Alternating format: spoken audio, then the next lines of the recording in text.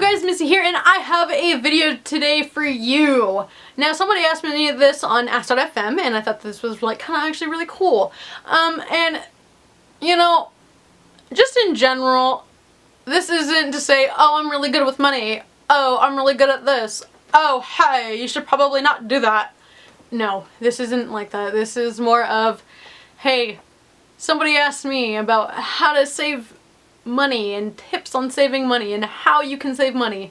And I'm just going to kind of tell you some of the things that I have learned in an actual classroom and some things that I know just by experience. So some of the tips that I'm going to be giving you today are something really, really simple that you can do every single day. It doesn't have to be, you know, something real drastic or anything like that, but it'll just, in the end, it'll be a little helpful.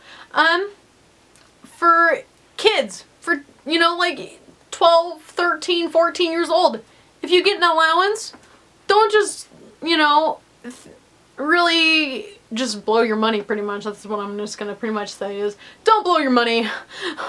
Trust me, you don't want to do that. No. Some of the good ideas that some people might want to think about doing is, this is what I do actually. So say that you get an allowance for like cleaning something. I'll just use me for an example because, you know, that's the only thing that I can do. I get paid for mowing my dad's lawn. We have 5 acres. That's a lot of work. That's not including our front yard and backyard. That's just our pasture, you guys. And he gives me $20 to $25, sometimes $30, for an allowance for that. And what I do is I actually take $5 of it and I save it. I either put that in a bank or I just put that in a piggy bank. Either one of those. That's something that I do.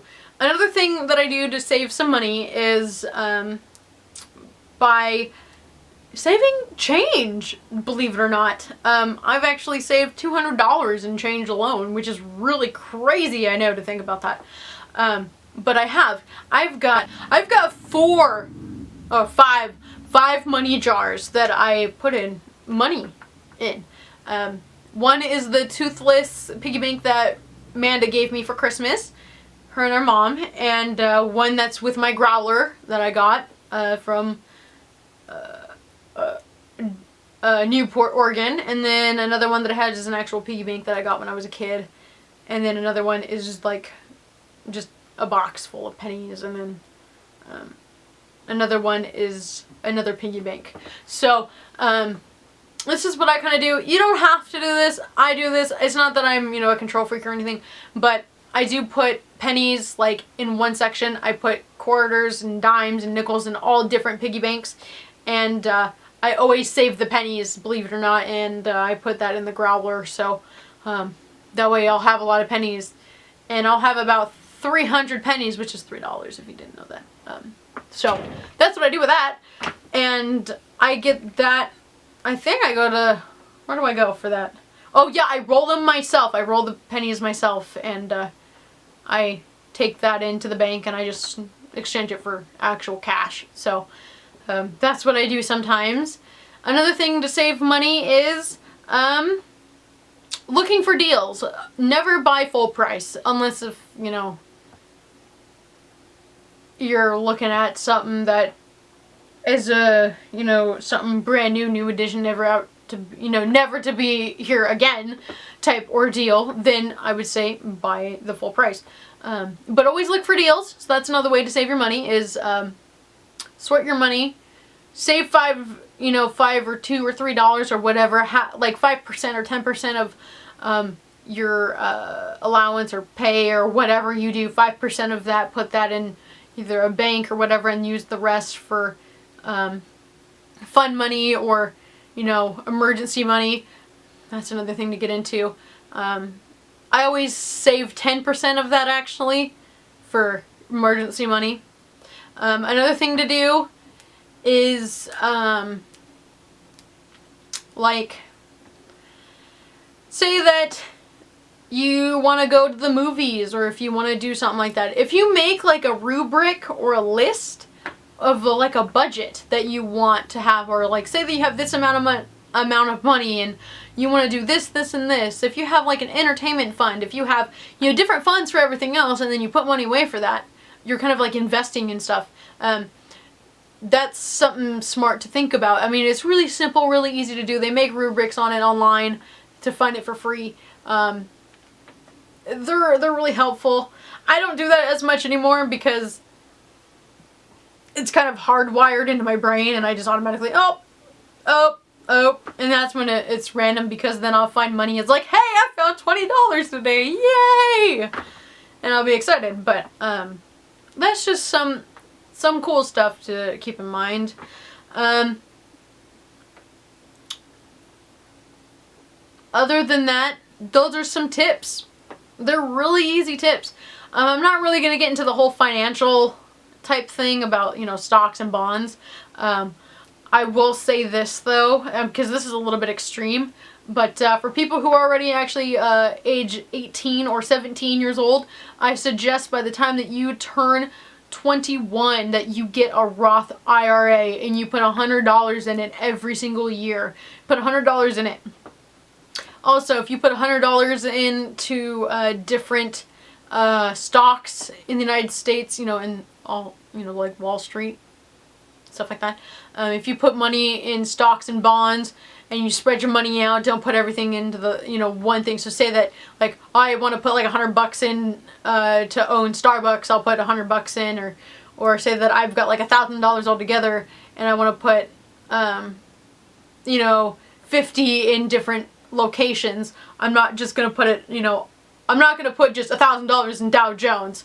No, I'm just going to put in like, you know, maybe $500 into Dow Jones, and I'll separate it by 50s, like $50 goes to Starbucks, $50 goes to Apple, $50 or like $100 goes to Apple or Samsung, like $10 goes into Yahoo or something like that. I mean, I spread my money out. I've now gotten to the point where I do global, you know, funding, stuff like that. Like, I actually go into global markets and I spread out my money that way. So that way, in the future, if I have a child, I could take some of that money out, put it into a, what is it, like a 225 or something like that, or 522 or something like that. I don't know. Anyways, it's a kid's fund. It's college fund for a kid if you ever have a kid. But we'll see if I ever have that, because if I don't, then I'll just keep that money for whatever. But anyways, that's a little bit extreme money financially. But I do suggest to get a Roth IRA, and I do suggest to put money in the stock market so that way you can make some money instead of just, you know, always living day to day, figuring it out, and save money to the side for anything that you need at all.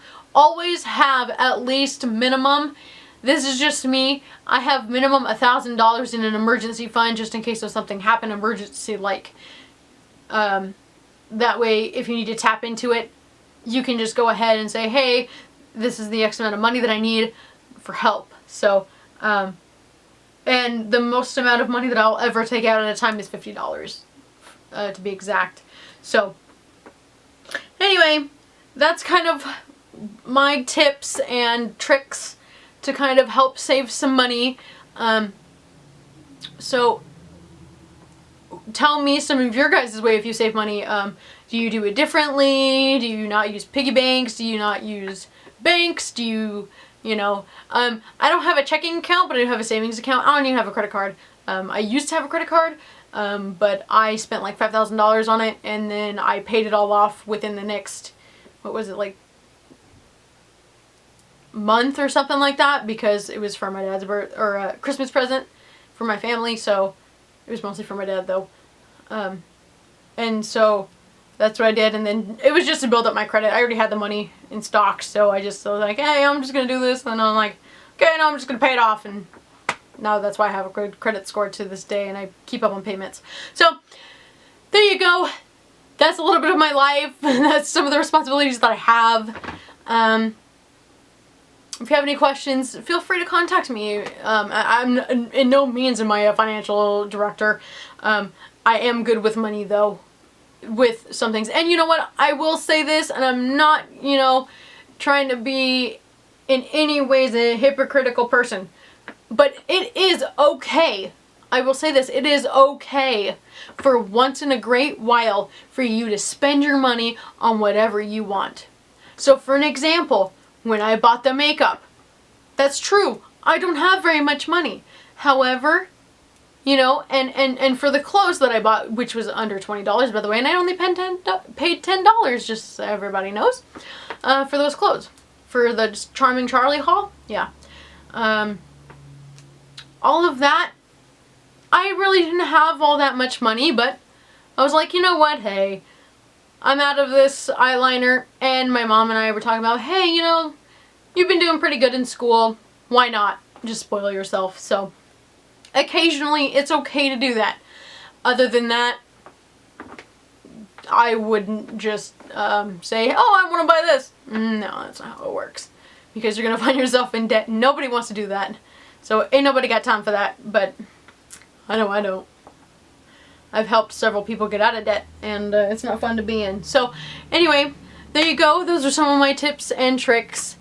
And once in a great while, it is okay just to spend money on yourself. Even when you don't have it. Because sometimes you just need it. Anyway, have a wonderful day, and stay positive, okay? Alright. Bye.